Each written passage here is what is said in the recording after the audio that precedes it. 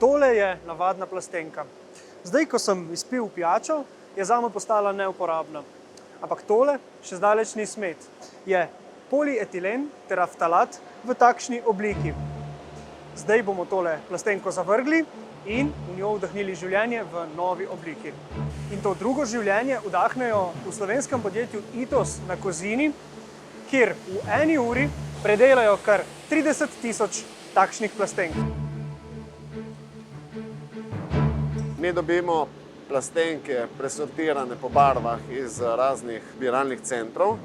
Zbiralni centri nam to stisnejo v tašno kocko, ki je približno 15 do 20 tisoč plastenk. To vložimo v linijo, razbijemo to balo, da to prečistimo vse ferite in neferite, jo operemo zunanje strani, nato skozi optične sortirne stroje izločimo materiale, ki niso primerne, se pravi ostale polimere, kartone, PVC in podobno. Nato z drugim sortirnim strojem izločimo ostale barve, ga zmeljemo v tašno obliko. Ko se enkrat material zmlel, ga operemo, posušimo in nato ga še dvakrat optično presortiramo, kjer dobimo ven materiali, ki niso primerni, se pravi etikete, razni ostali polimeri in barve, ki niso primerne, in nato to spakiramo v vreče in pošljemo kupcu.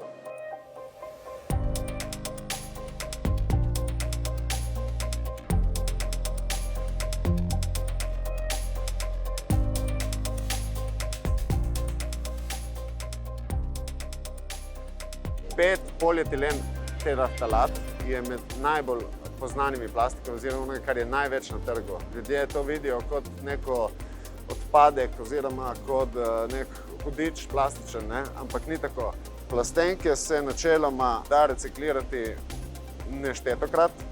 Evropska zakonodaja predpisuje, da v letu 2025 vsak produkt, ki bo dan na trg, bo mogel vsebovati 25% reciklirane plastike. Ker je toliko plastike proizvedene že v obtoku, bi lahko samo 25% do 30% novih izdelkov uporabili virgin. Vse ostalo bi lahko uporabljali reciklate.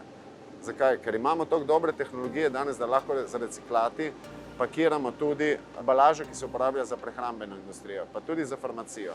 Ekološki problem torej ne nastane zaradi plastike same, pač pa zaradi nespametnega ravnanja ljudi. Pomembno je, da takšna plastenka po koncu uporabe konča v pravih rokah.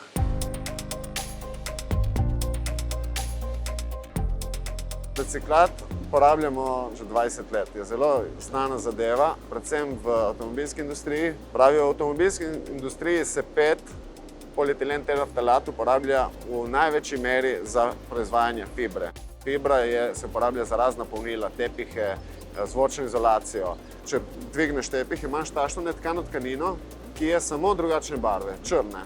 Drugače tkanina je popolnoma identična. Fibro poznamo v več različnih oblikah, to je v netkani tkanini ali v tkani oziroma valjeni. To je fibra, ki ima že neko svojo debelino in neko svojo konsistenco. To je lažje obdelovati in tudi skladiščiti. To ima pa malo večjo zahtevnost, predvsem zaradi skladiščenja in transporta.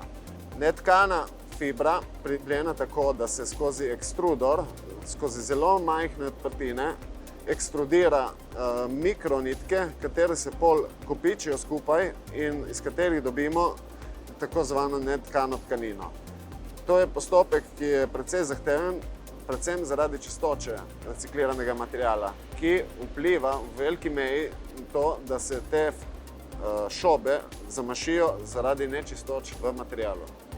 Zato mora biti naš material čist do 99,9%. Avtomobilska industrija je redni odjemalec takšnih plastenk. Najdete jih v veliko različnih sestavnih delih modernega avtomobila. No, tudi v Audiu A3 jih najdete več kot 100 v različnih sestavnih delih v notranjosti. No, kar pa je res posebno oziroma novo, je to, da lahko odslej 45 plastenk prostornine 1,5 litra najdete tudi kot sestavni del sedežev.